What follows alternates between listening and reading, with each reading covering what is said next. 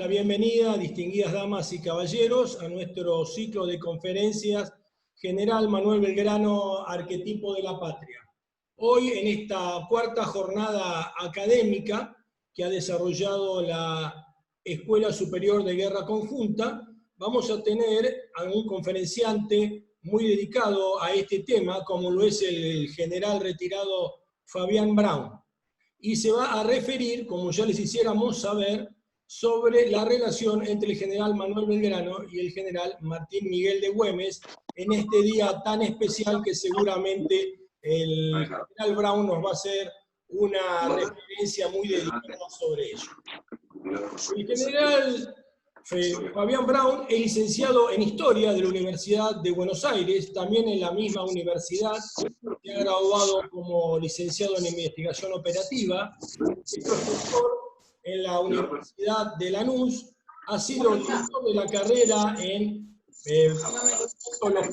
también en la misma universidad, y ha estado desarrollando una profusa carrera y dedicación a nivel académico, una cantidad muy importante de libros y de temas también y de investigaciones relacionadas al ejército argentino, a la historia, a la vida política y social de nuestra República Argentina. Como militar ha desarrollado, como decían los romanos, es oficial de Estado Mayor, ha sido segundo jefe del regimiento de infantería mecanizada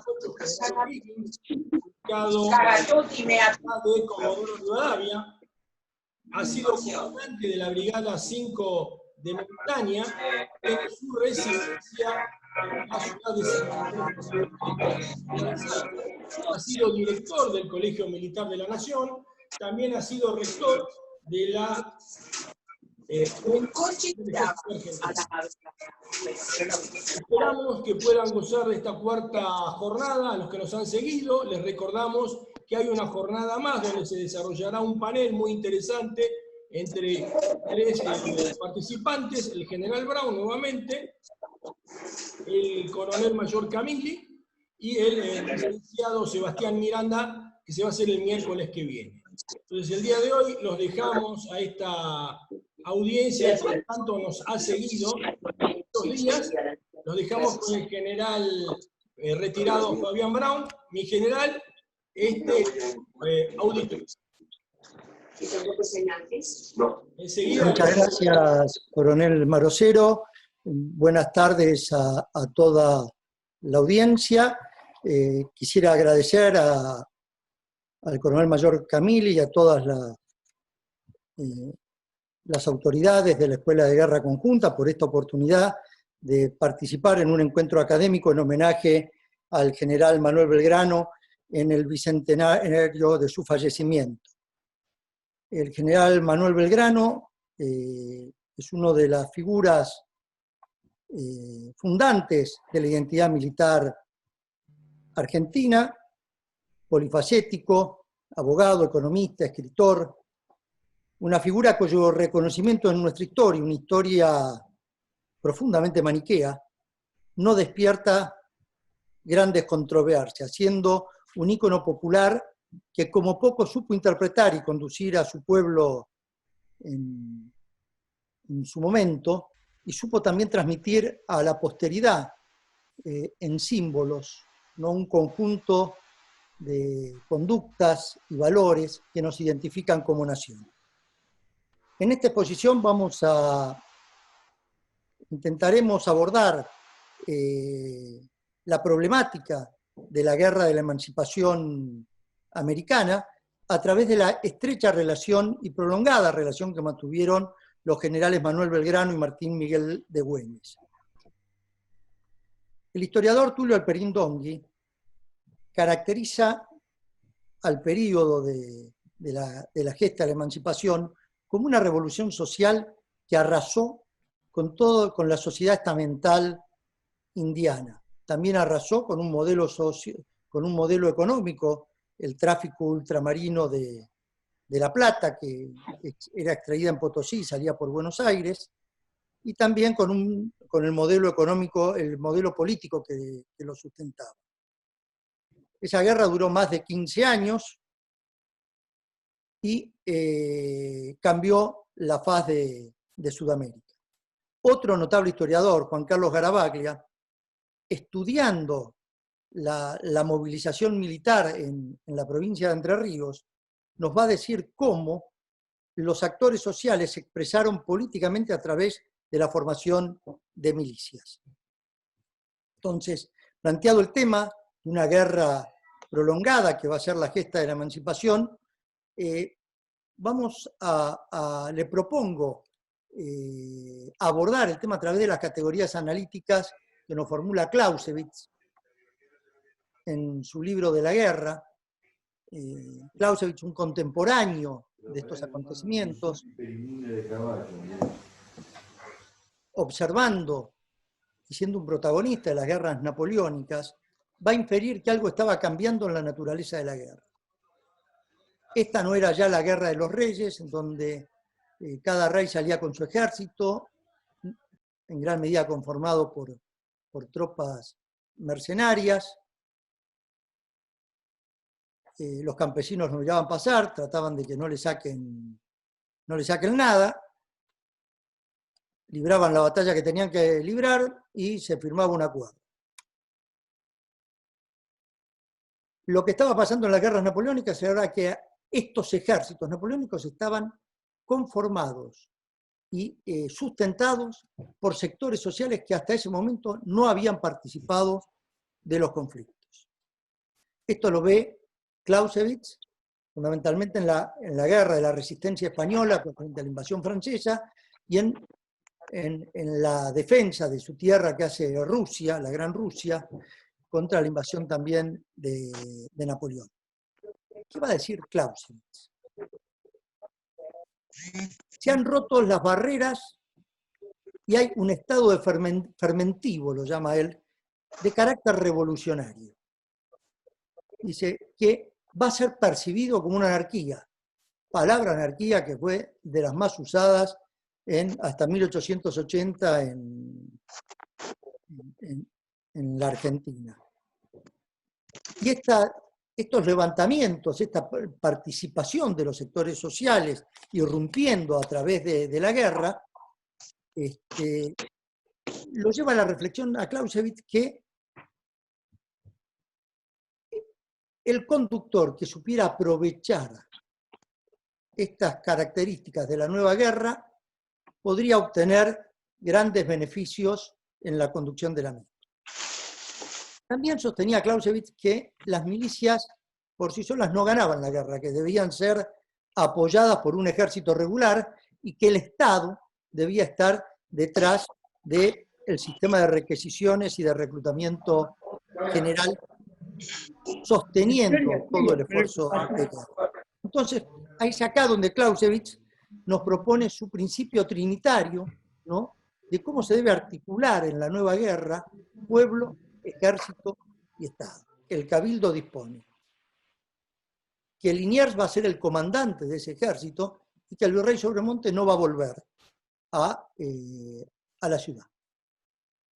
Digo, para que tengamos una idea, viendo a Clausewitz, el estado fermentivo que está provocando este reclutamiento. Cuando Liniers convoca a la formación de milicias, en su proclama llama al esforzado y fiel americano. Y se forman milicias americanas y milicias de europeos peninsulares, con una característica: cada regimiento, cada sector elegía a sus jefes.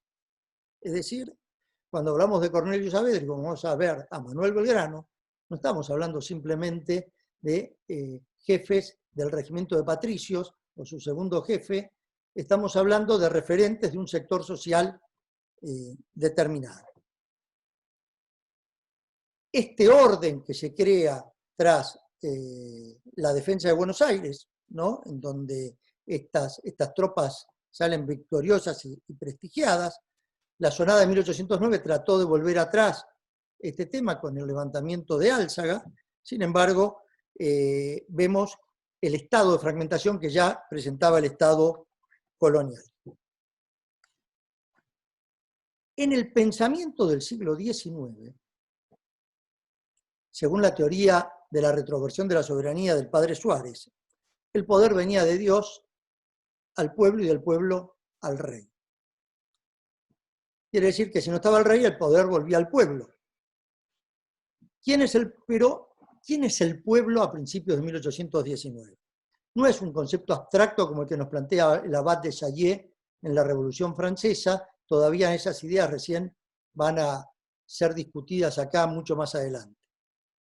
El pueblo son los pueblos, son justamente las ciudades con cabildo, donde el pueblo se junta a deliberar. Entonces, siguiendo la lógica esta, cuando en 1810 se produce el pronunciamiento de Buenos Aires, rebelándose ante España, lo hace el pueblo de Buenos Aires. Esto ya en el propio Cabildo del 22 de mayo se discutió por qué Buenos Aires tenía derecho a hacer esto o no, y esto va a ser la causa, o mejor dicho, va a ser parte del conflicto que se va a desarrollar conjuntamente con la Guerra de la Emancipación. Y esto es los pronunciamientos por autonomía que iba a ir reclamando progresivamente las provincias interiores. Bueno, justamente para firmar su proclama del 25 de mayo, la Junta Provisional dispone considerar a las milicias de Buenos Aires como tropas regladas, es decir, las tropas del Estado, ya no de Buenos Aires. Van a ser, la Junta saca al virrey, se coloca el nombre del virrey, pretende gobernar en la misma forma en que lo hacía el virrey. Ahora bien, estas tropas regulares le pertenecen ahora entonces al Estado, a las Provincias Unidas. Y deciden enviar una expedición auxiliadora al Perú y otra al Paraguay. Belgrano va a ser designado en esta misión al Paraguay y Castelli a la del Alto Perú. Vamos a ver que en estas primeras expediciones las tropas ahora consideradas regladas son complementadas con tropas milicianas y se va a ver cómo esta relación ya de por sí es precaria. Bueno, vamos a introducirnos en nuestros protagonistas. Manuel Belgrano, como todos sabemos, y ya seguramente se ha puesto largamente en las exposiciones que me precedieron, nació en 1770, en el seno de una familia de origen genovés, de las más prósperas de Buenos Aires, dedicada al comercio ultramarino.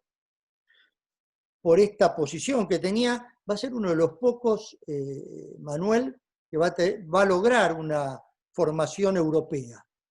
Marcha a España, va a estudiar abogacía, va a estudiar economía, y vuelve en 1794 con el cargo de secretario vitalicio del consulado, una institución dedicada a fomentar la industria, el comercio, la agricultura en el Río de la Plata. Son reconocidos sus esfuerzos por la educación, ¿no? Va a fundar la Escuela de Náutica, la Academia de Geometría y Dibujo, la Escuela de Comercio y la de Arquitectura y Perspectiva. Estas escuelas en 1803, por disposición del ministro de Carlos IV Godoy, fueron consideradas un lujo para una colonia y fueron inactivadas. En 1796 va a haber un hecho que va a ser importante finalmente en la vida de Belgrano. El virrey Melo lo convoca para ser integrante de las milicias de Buenos Aires.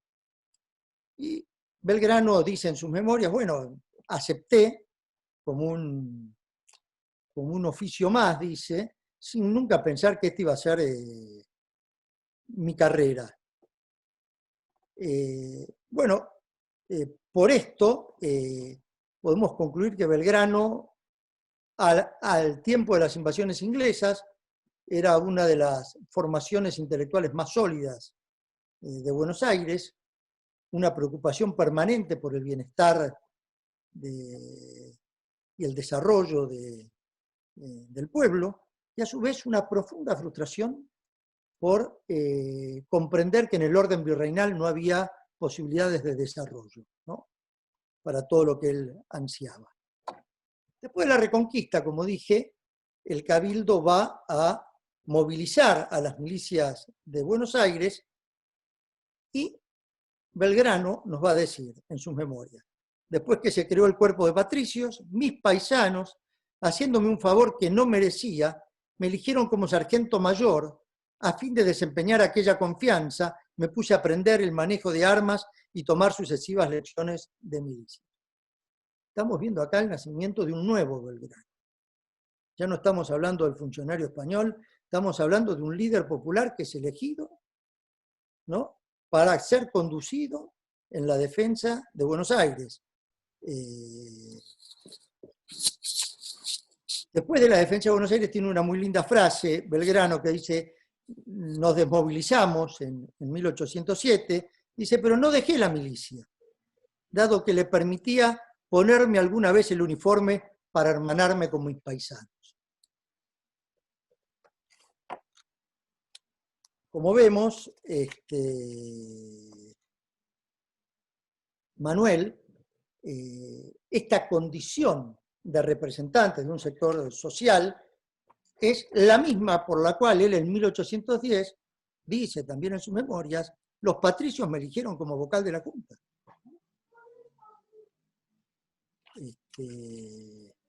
Y en esa posición de vocal de la Junta, marcha al Paraguay. En el Paraguay,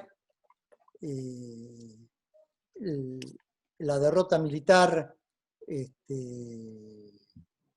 que conocemos, ¿no?, lo mandan al frente de la banda oriental, y cuando llega la Junta Grande, deponen a la primera Junta, lo llaman para ser juzgado por sus acciones en el Paraguay. A esta altura, como toda revolución, tiempo tormentoso y vertiginoso, en pocos meses la revolución había devorado a líderes como Liniers, Moreno, Álzaga, Saavedra y otros. Martín Miguel de Güemes nació en Salta el 8 de febrero de 1785. También en el seno de una familia acomodada. Su padre era un funcionario español dedicado a la tesorería real y su madre una criolla jujeña. A los 14 años, Martín Miguel ingresó en el regimiento de infantería, conocido como el Fijo de Buenos Aires, que tenía una compañía acantonada en Salta desde los acontecimientos de la rebelión de Tupac Amaru.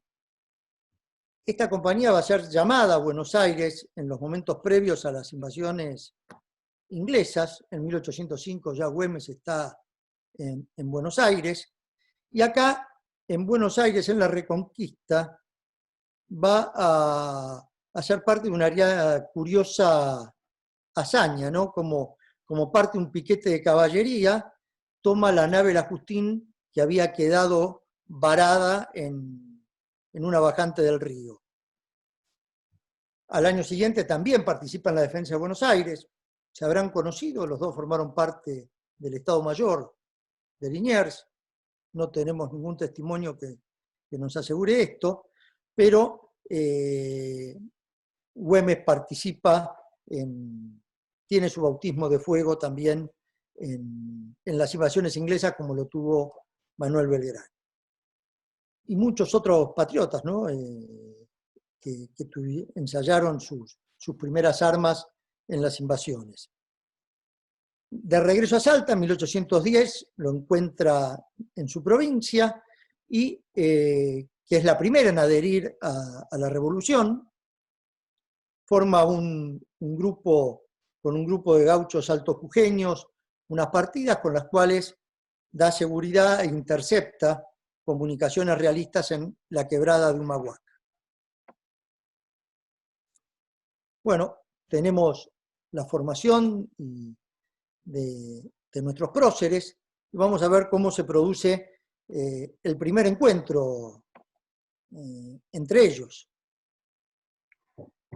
Belgrano, tras superar el juicio, ¿no? y el motín de las trenzas, un hecho que merece alguna reflexión. Belgrano es nombrado jefe de patricios y los patricios se rebelan porque el Estado ahora le está nombrando el jefe y ellos no están pudiendo elegir sus jefes como era la tradición, como era la tradición desde 1806. Esta es una relación de tensión entre el Estado y las milicias que se va a dar permanentemente, ¿no?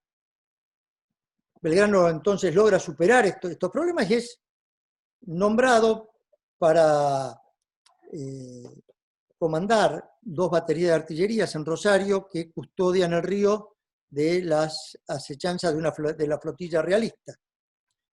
Y ahí va a aparecer otra manifestación de Belgrano que va mostrando un camino, ¿no? Le pone a las baterías libertad e independencia, algo que no estaba claro en el momento. Va ya claramente manifestando que esta lucha era una lucha por la emancipación de los pueblos. Y acá es donde enarbola por primera vez la bandera blanca y celeste conforme a los colores de la escarapela.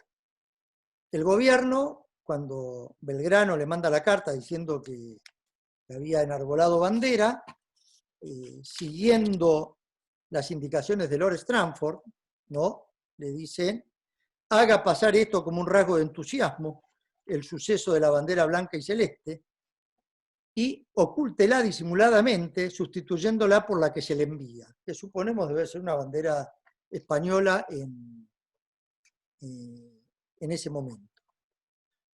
Belgrano nunca recibe esta comunicación, porque había sido designado como jefe del Ejército del Norte y parte hacia allá. Se encuentra con el general Pueyrredón, a quien releva, y Pueyrredón le manifiesta la preocupación que tiene por el estado disciplinario y de intrigas permanentes en el cuerpo de oficiales.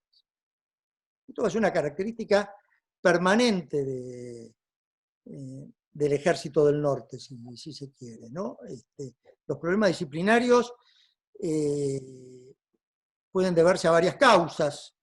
Una es la escasa formación de los cuadros.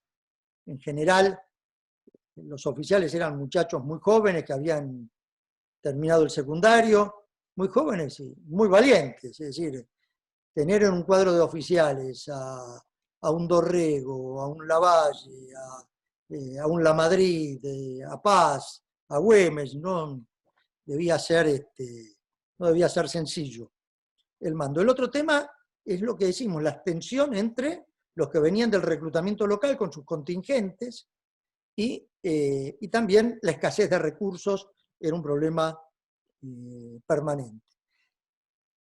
Por este tema, el general Paz en sus memorias va a caracterizar al Ejército del Norte como una fuerza semi-irregular, ¿no? Dice, hablando del barón de Holmberg, decía, quería imponer una disciplina prusiana en nuestras fuerzas semi-irregulares. ¿Sí?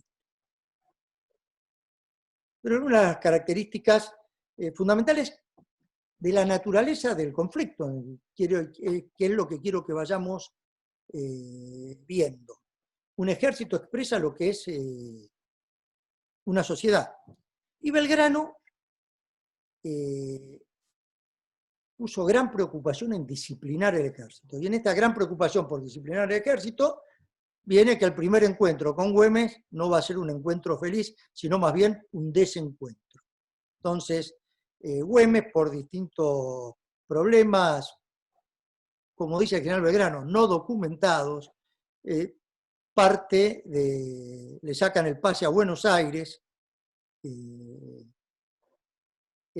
Entendemos que también es producto de las intrigas del cuerpo de oficiales por cómo presenta Belgrano el tema, ¿no? El no documentado da que pensar que le dijeron las cosas más que otro problema. Pero bueno, lo concreto es que este primer encuentro fue un desencuentro y Güemes parte rumbo a Buenos Aires.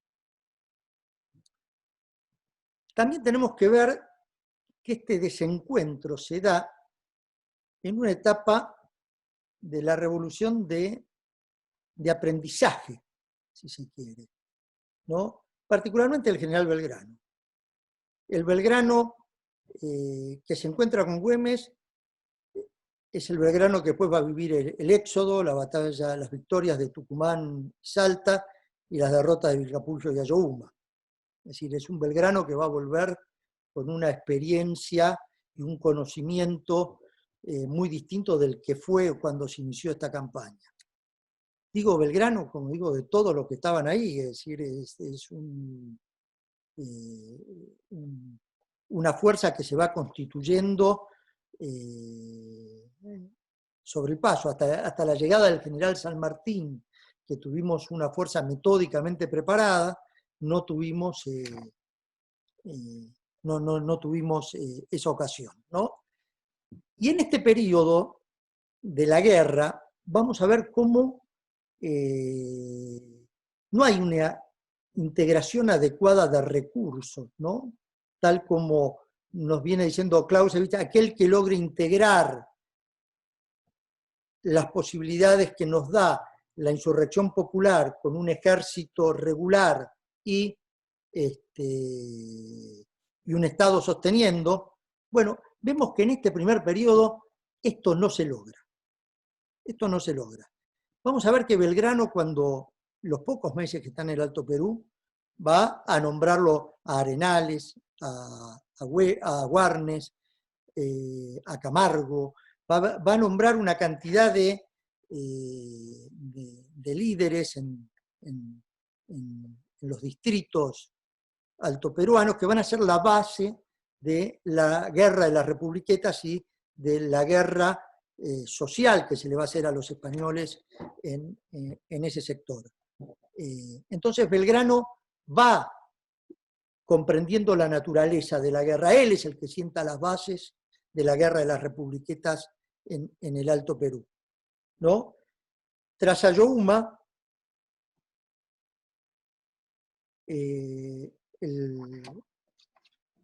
se va a nombrar a San Martín como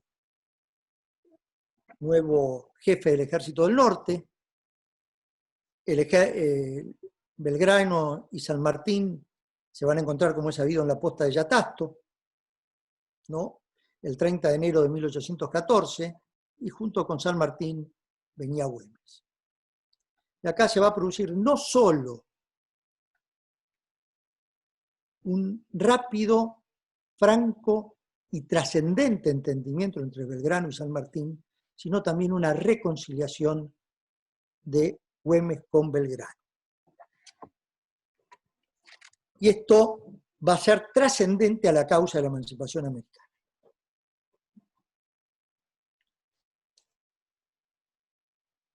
Como veremos en las figuras de San Martín, Belgrano, Güemes, y agrego a Pueyrredón, en sus relaciones de lealtad y confianza. Y digo, agrego a Pueyrredón, porque Pueyrredón mantuvo su lealtad y su confianza en el sostenimiento de la guerra de la independencia, pero no tuvo la misma visión para hacer un planteo estratégico con la Liga de los Pueblos Libres, ¿no? Y esto va a ser de tremendas consecuencias para el Estado y para cómo va a terminar, por un lado, la guerra de la independencia y por otro lado, la organización nacional. Esta guerra de los pueblos que yo les manifestaba, de la misma manera que Buenos Aires había asumido, ¿no?, por este criterio de retroversión de la soberanía en 1810, ¿no?, la lucha contra un movimiento emancipador, las provincias a partir de 1815 comienzan a expresar también la reasunción de la soberanía. La primera va a ser Santa Fe, en abril de 1815 con Candioti. Ya Artigas era de hecho autónomo, el Paraguay ya se había declarado autónomo, pero esto que había hecho Buenos Aires lo estaban replicando todas las sedes de las provincias. Esto no va a ser aceptado por Buenos Aires, ¿no? Fíjense ustedes que en este 1815 tenemos en abril la Declaración de Autonomía de Santa Fe, y su constitución como provincia, el Congreso de Oriente que convoca Artigas, que se va a formar en Entre Ríos, que va a declarar la independencia de España y de toda potencia extranjera, y a su vez la autonomía respecto a Buenos Aires, ¿no? Y también se va a dar que Martín Güemes va a ser elegido gobernador. O sea, en el mismo momento que Santa Fe es elegido gobernador, a los pocos meses Güemes es elegido gobernador.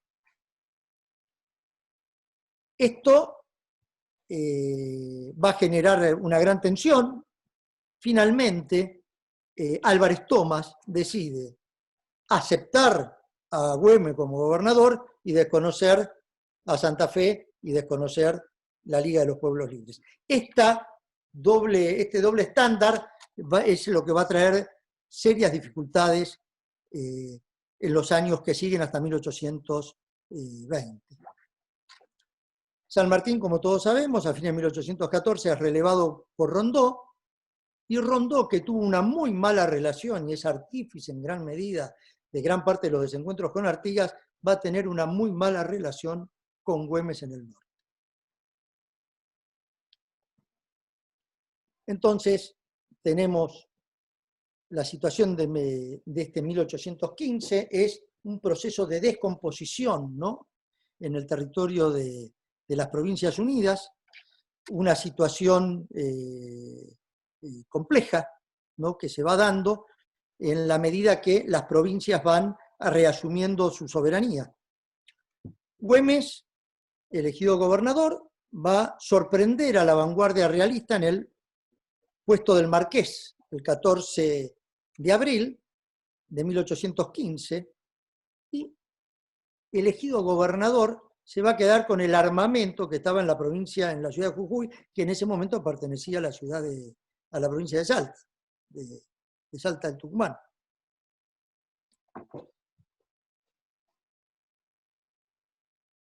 Esto lo va a enemistar profundamente con Rondó. Rondó, de todas maneras, sigue hacia el norte, ¿no? Y el 29 de noviembre de 1815 es derrotado en la batalla de Sipe-Sipe. Su retirada del Alto Perú es caótica y decide que tiene que ocupar Salta y destituir a Güemes. Así llega Rondó. El general Paz va a decir, fue un avance irreflexivo, avanzó sin logística, sin caballada, la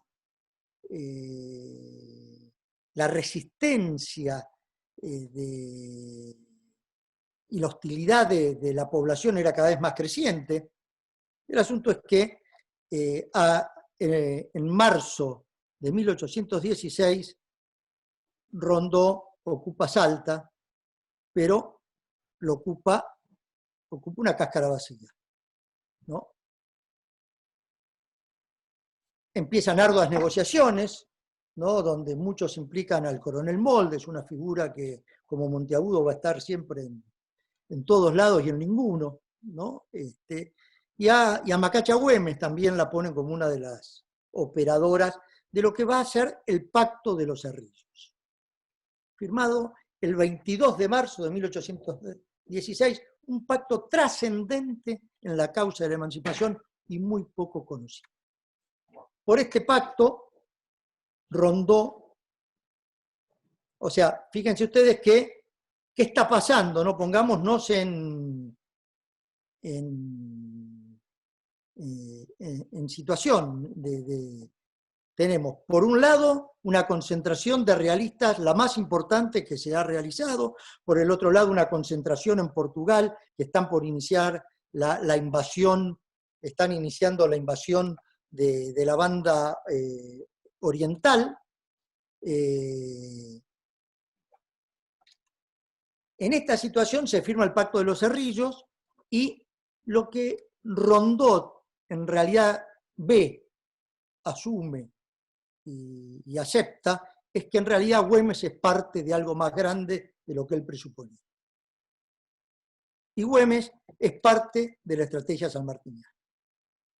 Y esta estrategia sanmartiniana, que ya San Martín estuvo hablándolo con Pueyrredón, estuvo hablándolo con Güemes, ya lo había hablado con Belgrano, ya había una estructura de un cambio fundamental en la guerra y de cómo se iba a encarar esta guerra. Es así en donde que del Pacto de los Cerrillos se ratifica el inicio del Congreso de Tucumán. En realidad, San Martín, Belgrano, es el que le va a dar seguridad al Congreso de Tucumán, y Güemes le va a dar... Y el Congreso, una de sus primeras medidas es nombrarlo director supremo a Pueyrredón. Se empiezan a alinear los planetas en este sentido. ¿Qué dice el general Güemes en carta al Congreso de Tucumán? Hemos convenido que la unión de todos los pueblos bajo el supremo mando del Estado es el arma invencible que debe salvarnos. Mientras yo gobierne, Salta, añadió, esta provincia no se separará de la Unión y obedecerá a las autoridades supremas, por más que algunos intenten lo contrario. Y le pido, retengamos estos conceptos de Güemes. Retengamos estos conceptos de Güemes. Fue de tal trascendencia el Pacto de los Cerrillos que el general San Martín dice, desde Mendoza, más que 1000 victorias he celebrado las 1000 veces feliz unión de Güemes con Rondó. Así es que las demostraciones de esta sobre la tan feliz incidente se han celebrado con una salva de 20 cañonazos, iluminación, repiques y otras 1000 cosas más. Fíjense la importancia estratégica, un pacto que figura entre los pactos preexistentes y que no lo conocemos, ¿no? Y que no lo conocemos. En realidad, ¿qué se alineó acá? Acá, esta frase de Güemes es el arma, bajo el supremo mando del Estado, es el arma invencible para salvarnos. Parece sacada de Clausewitz. Parece sacada de Clausewitz. Lo que estamos alineando acá es que la guerra va a ser los pueblos, Güemes, el ejército regular sosteniendo a las milicias, Belgrano, y San Martín preparando el ejército de los Andes, y Pueyrredón sosteniendo todo. Esta es la alineación de los planetas que define la guerra, que define un curso a la guerra de la independencia que la va a llevar, en definitiva, a lograr los objetivos que se habían formulado. Este año de 1816, ya los portugueses están invadiendo la banda oriental y Artigas va siendo progresivamente derrotado en todos los frentes, y la guerra de las republiquetas, con las muertes de Camargo, Manuel Asensio Padilla e Ignacio Warnes, prácticamente estaba agotada. Esta es la situación de 1800. En esa situación declaramos la independencia. En esa situación declaramos la independencia. La concentración en el Alto Perú de un ejército de 7000 efectivos, ¿no? Veteranos europeos de las guerras napoleónicas, al mando del general de la Serna, 7 regimientos de infantería y otros 7 de caballerías, se disponen a iniciar la invasión a las Provincias Unidas. Quiero que recordemos lo que planteaba Clausewitz de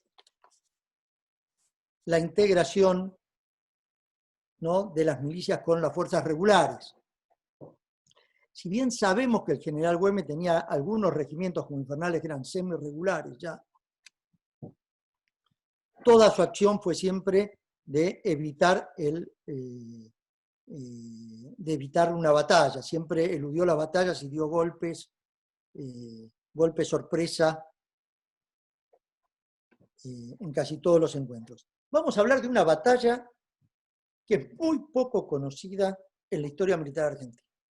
La historia militar argentina, lamentablemente, estudia pocas cosas, muy pocas cosas. Conocemos Chacabuco, Maipú, San Lorenzo, estudiamos la batalla de Tucumán, estudiamos 2 o 3 batallas más, pero nos sorprendemos con Suipacha, nos sorprendemos con el Pari, y nos vamos a sorprender ahora con la batalla del Valle del Lerma.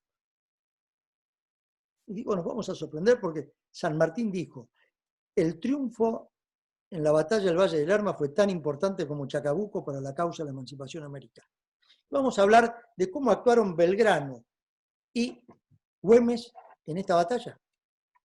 ¿Cómo se desarrolló esta batalla? En enero de 1817, el ejército realista inicia su avance por la quebrada de Humahuaca, van a tomar el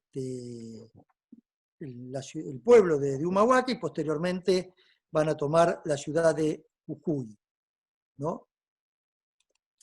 También toman Tarija, Santa Cruz de la Sierra, todos aquellos lugares que eran resistencia de las fuerzas patriotas. ¿Cómo planificó Güemes esta batalla? En un frente de 500 kilómetros, aprovechando el terreno, con distintos tipos de partidas, atacando en la retaguardia, atacando en la vanguardia, y todo esto interoperando con Belgrano, que iba a mandar tropas regulares hacia la profundidad del dispositivo español. Entonces, lo tenemos al general de la Serna avanzando. En este avance, el general Güemes tenía al marqués de Yavi, en lo que se llama la Puna Oriental, lo que hoy conocemos como Iruya, Yavi, cerca de Tarija. Lo tenía en la vanguardia Urdininea, lo tenía en la Puna peruana, ¿cómo se llama? Rojas. Vamos a ir avanzando en esta batalla y Juan Antonio Rojas va a infligirle una primera derrota a la vanguardia realista en la batalla de San Pedrito el 2 de marzo. De la Serna sigue avanzando y el 2 de abril ocupa Salta. Mientras sucede esto, ¿no? que de la Serna avanza hacia Salta, el coronel Arias va a dar un golpe de mano en Humahuaca y se va a quedar con todo el parque del ejército realista. De la Serna volvió a buscar el armamento perdido y no se sabe dónde, nunca pudo hallar rastros de esto. Si uno tiene, si uno ve cómo avanzó el coronel Arias desde Orán hasta Humahuaca, realmente lo que hizo fue una marcha que realmente fue tremenda por la aridez y lo inhóspito del territorio, ¿no? Bueno, lo tenemos a De la Serna en abril en Salta, y en marzo, a fines de marzo, el general Belgrano despacha una fuerza muy móvil a orden del teniente coronel Lamadrid, ¿no? Que sale de Tucumán y va hasta Tarija, toma Tarija, ¿no? Y mientras se produce esto, ¿no? Va a tomar Tarija el 15 de abril, o sea, el 2 de abril está De la Serna ocupada en Salta y el 15 de abril le están tomando Tarija en su retaguardia. Y de ahí Lamadrid se lanza hacia Chuquisaca. ¿Qué pasa con las fuerzas de la Serna? Trata de salir hacia Tucumán. Esta fuerza una fuerza importante de 1.500 hombres es emboscada por Luis Burela en un lugar, por Rojas en otro, por los distintos comandantes de Güemes, infligiéndole distintas derrotas. El jefe es herido de esta fuerza, de esta columna que parte hacia Tucumán, termina muriendo, y finalmente, el 28 de abril, Güemes en Rosario de Lerma, al frente de 1000 efectivos, derrota da el combate más importante donde derrotan esta fuerza. Hacia principios de mayo, el general de la Serna constata que no tiene caballadas, que se la robaron todo, que no tiene sostén logístico, que no puede moverse, que está preso en Salta, e inicia la retirada. Mientras inicia esta retirada, ¿no? El 20 de mayo está sitiando Chuquisaca la Madrid. La Madrid al frente de fuerzas regulares. ¿Qué va a decir el general Paz en sus memorias? Mientras se desarrollaban estas operaciones, ¿no? La batalla del Valle de Lerma, aunque el general Belgrano se mantenía tranquilo con el ejército en Tucumán, no dejó de tentar algunas operaciones parciales. El teniente coronel don Daniel Ferreira fue mandado a la región este de Bolivia y el comandante Mercado reunió a los dispersos de Ignacio Warnes. Esto obligó a los españoles a distraer fuerzas. La más importante de las operaciones ordenadas por Belgrano fue la encomendada al coronel Araoz de la Madrid, quien con una fuerza de 300 hombres causaron entre marzo y julio de 1817 una verdadera sorpresa para los cuerpos españoles destacados en las guarniciones al encontrar a su frente tropas regulares y disciplinadas. Bueno, en palabras de Paz, la expedición del comandante de la Madrid era un golpe de rayo que hubo de dar valiosos resultados. Yo le digo, ustedes leen el capítulo 26 de Clausewitz, de cómo deben interactuar las tropas regulares y las milicias, y esto parece una operación de manual. De manual. Ahora, esta victoria, que es una victoria importantísima de nuestras armas, porque si de la Serna pasaba, San Martín tenía que remontar la cordillera.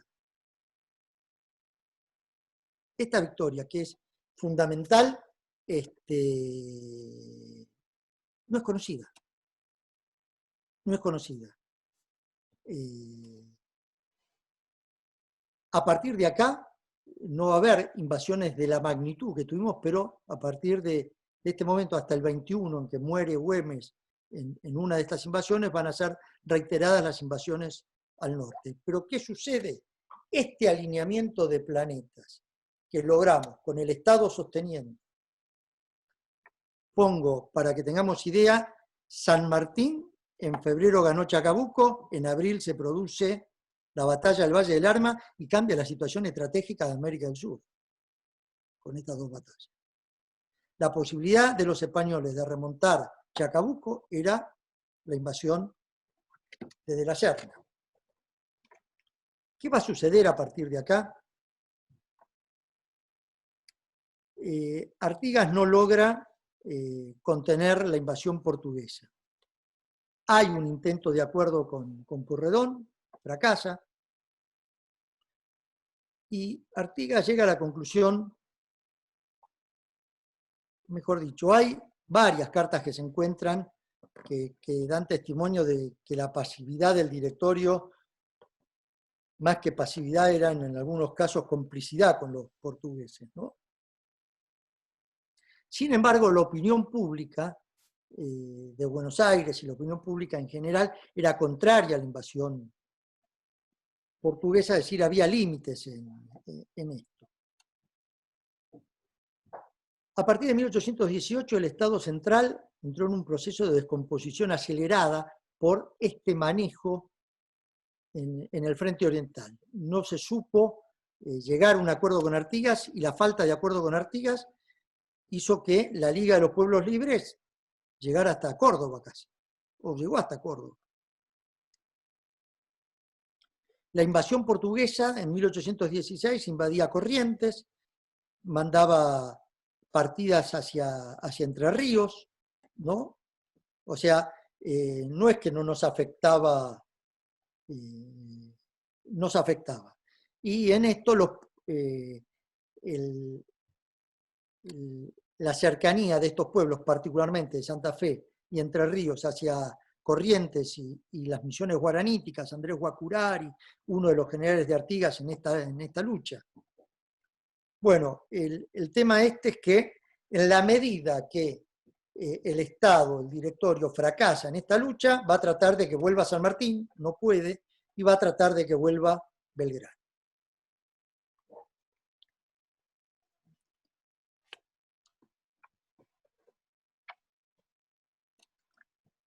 El gobierno central comenzó a organizar un tercer ejército, que llamó el Ejército de Observación, al cual puso al mando a Balcarce, que se va a instalar en San Nicolás y después en Rosario, y el Ejército del Norte baja el Regimiento 2 de Infantería con el general Bustos, que era su jefe.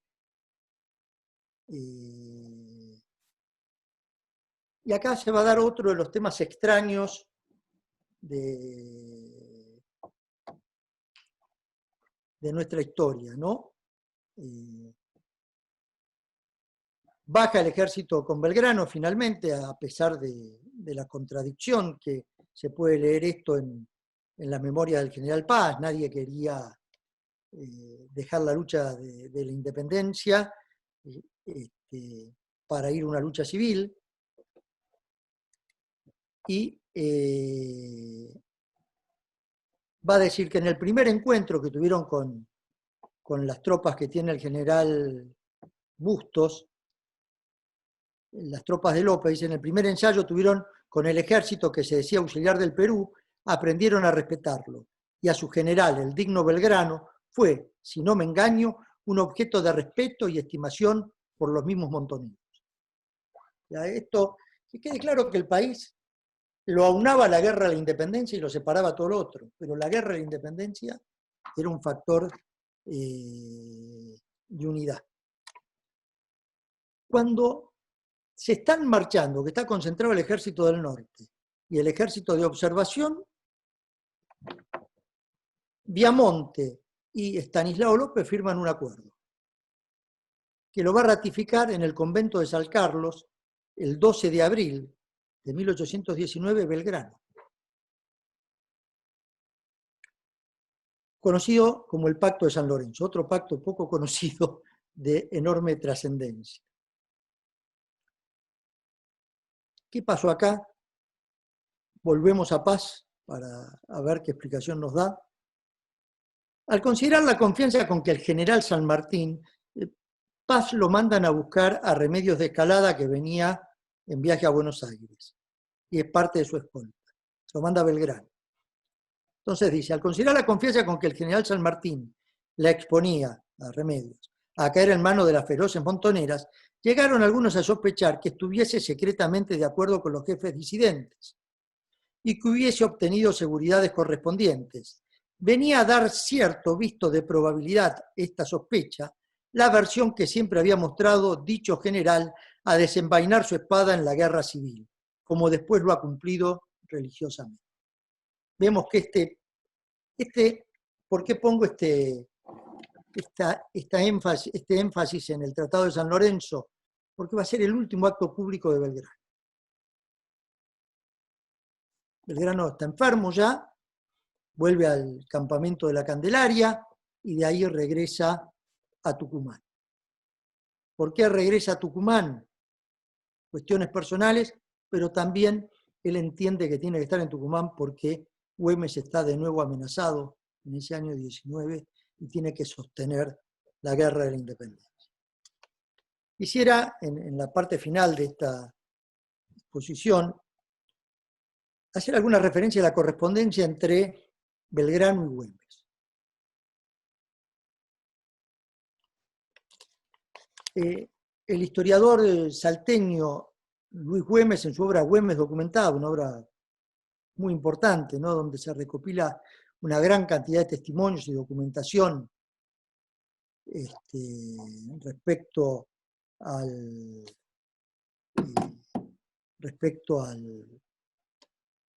toda la vida del prócer, una gran parte son la correspondencia con Belgrano. En la primera carta de 1816, Belgrano asume en agosto del 16, Belgrano le dice a Güemes: mi estimado paisano y amigo. Y en las posteriores el trato es: mi amigo y compañero querido, no se canse usted de querer a su Manuel Belgrano, corresponde usted a la amistad de su siempre Manuel, continúo con alivio y siempre dispuesto a servir a usted con toda la amistad que le profeso. Güemes contesta, las contestaciones de Güemes a Belgrano que se conocen: sin poderlo remediar, he molestado a usted demasiado, pero merece toda disculpa su más apasionado compañero y constante amigo. En otra carta le dice: mi mejor amigo y compañero. Y en junio de 1819 le dice: siempre es y será usted amigo y compañero que lo ama. En una oportunidad Güemes le puso a una de las partidas Belgrano, al grupo, y Belgrano le escribe: amigo y compañero, por lo que hay de más sagrado en la amistad, suplico a usted que le quite mi apellido a la partida a quien se lo ha dado. Vemos que esto no es nuevo, que ya se aplicaba antes.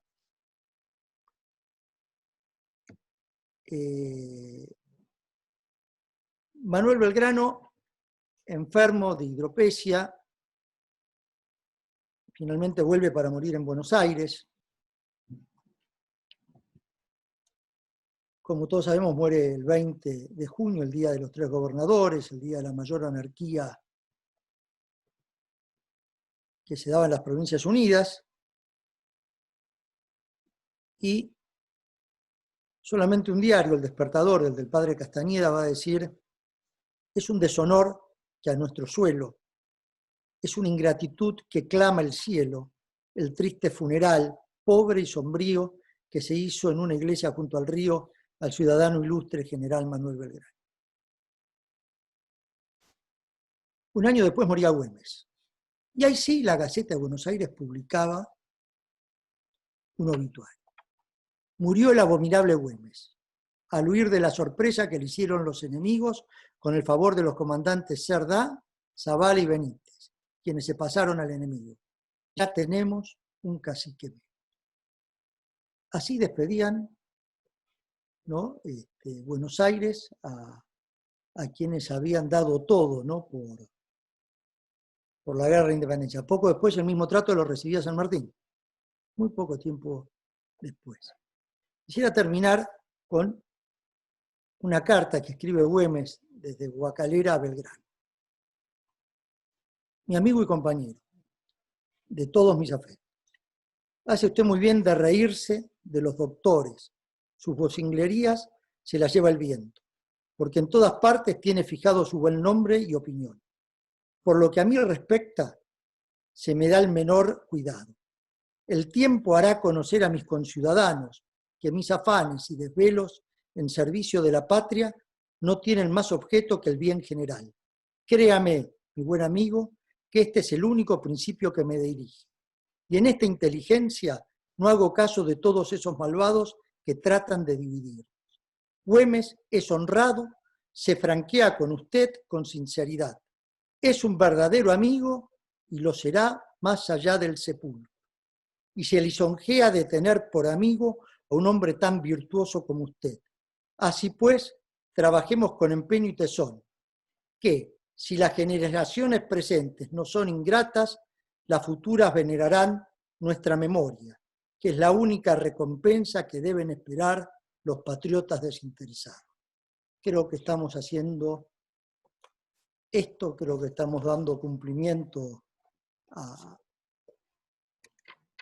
al anhelo del general Güemes de honrar la memoria de patriotas que dieron todo por la patria, de honrar la memoria de quienes soñaron derechos, soñaron una patria, y esa patria somos nosotros. Nosotros somos la concreción de sus sueños, nosotros somos la libertad, la emancipación que ellos soñaron.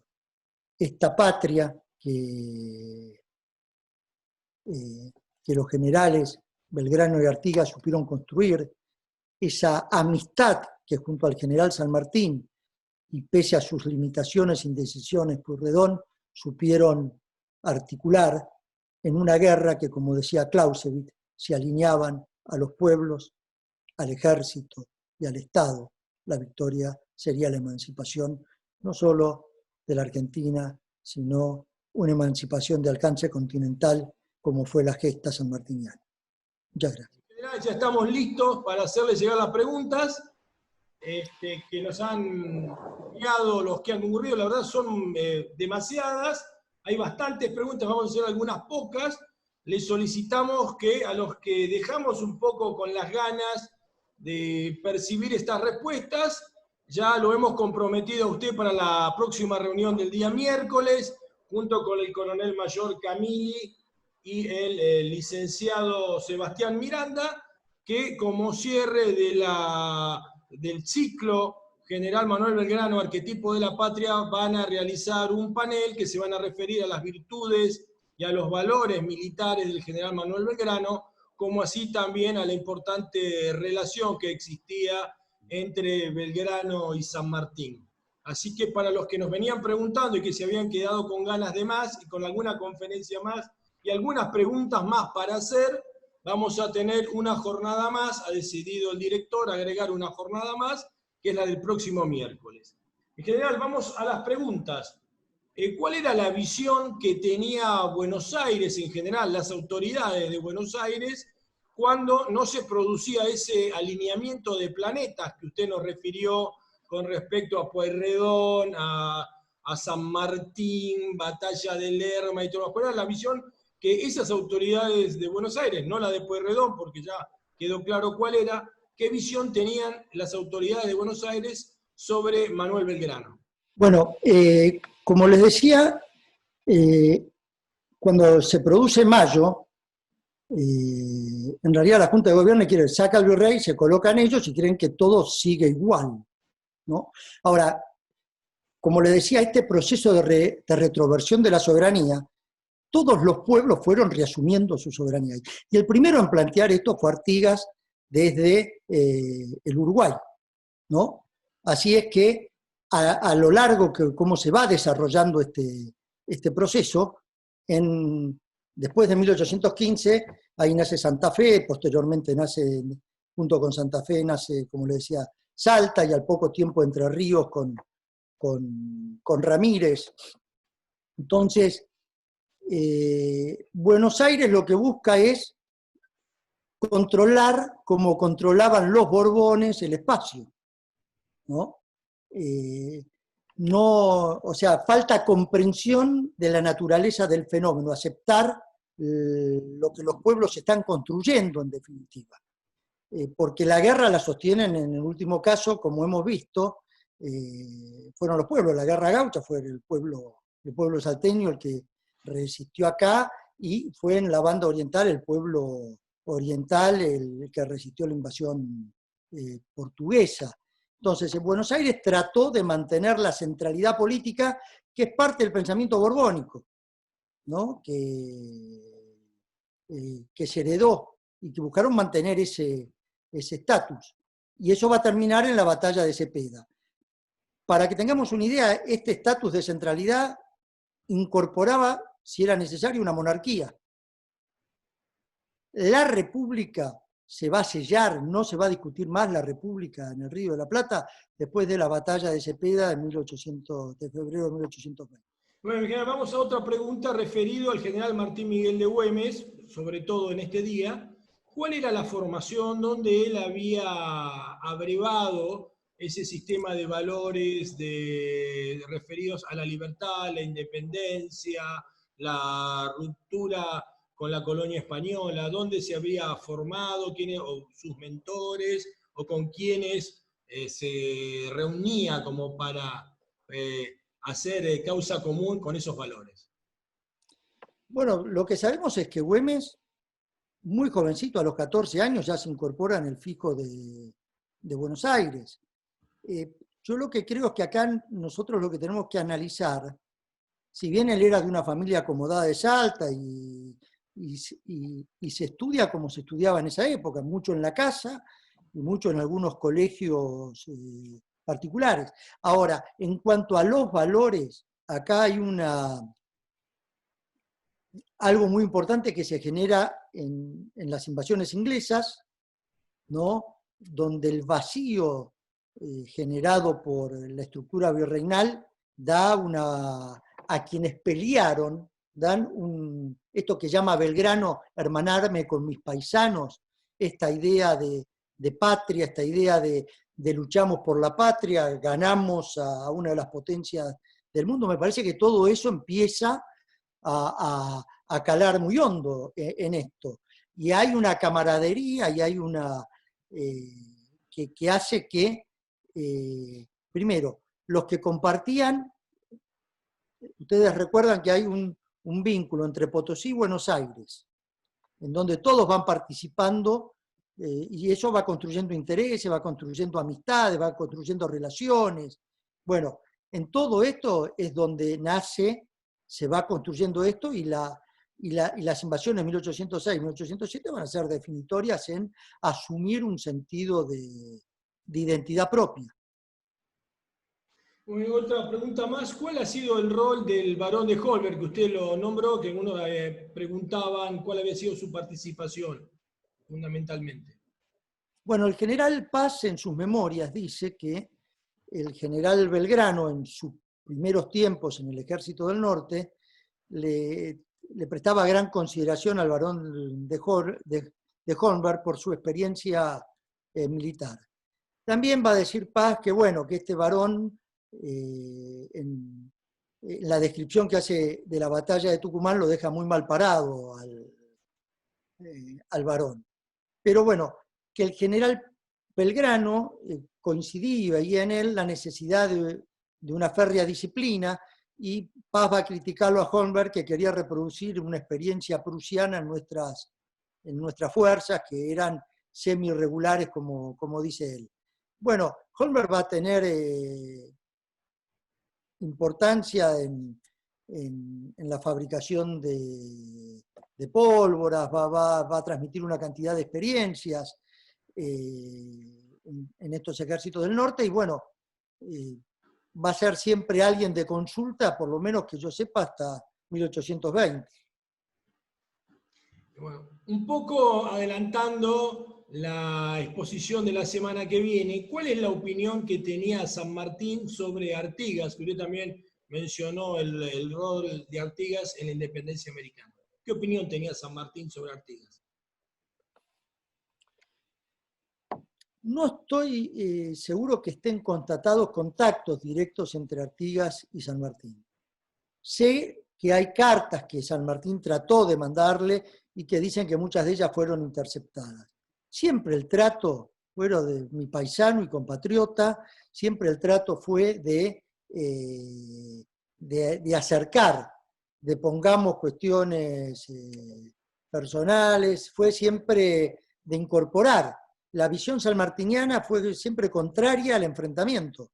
Por eso digo es que esto que se logró articular con Belgrano y Güemes, ¿no? Fue el gran fracaso de Pueyrredón no articularlo con Artigas. Entonces, esa falta de visión, esa falta de comprensión fue la que llevó a la destrucción del Estado. El Estado cae porque no pacta con los pueblos. Entonces, al no pactar con los pueblos, termina siendo, es el fin del Estado y el fin del ejército. O sea, nosotros perdemos en Arequito al Ejército del Norte, San Martín, que hace la revista de Rancagua y pasa a depender de Chile para continuar la guerra de la independencia, porque no hay un Estado que lo sustentara. En esto Pueyrredón careció de la visión estratégica, pero también hay que decir que la llamada Logia de Buenos Aires u otros personajes como Rondó prácticamente impidieron cualquier entendimiento, ¿no? Cuando llega Rondó, el enfrentamiento era inevitable. Le hago la penúltima pregunta. Nos preguntan, y seguramente tomando lo que la expositora de la semana pasada hablaba, que España había reconquistado la Seca de Potosí, no había fuentes de financiamiento. cómo se financiaba, qué apoyo económico contaba Güemes para realizar sus acciones. Bueno, ese tema sí está estudiado, ¿no? Hay una historiadora jujeña, creo, Mata de apellido, que tiene un libro muy interesante sobre el fuero gaucho. El fuero gaucho era un impuesto que cobraban los cabildos para sostener al paisanaje que mientras estábamos movilizados. Entonces, Güemes obtenía recursos y financiamiento, primero, por eso la importancia de ser gobernador también para sostener la fuerza, ¿no? Pero bueno, muchos fueron las requisiciones, muchos fueron las donaciones. Sabemos que en 1817 hay una carta donde Belgrano le reprocha, hipotecó sus fincas para sostener la fuerza. Y el Estado mandaba lo que podía, ¿no? En todas las cartas que hay entre Belgrano y Güemes siempre está el tema de la caballada, siempre está el tema de los cartuchos, siempre está el tema de la logística como un tema fundamental de preocupación.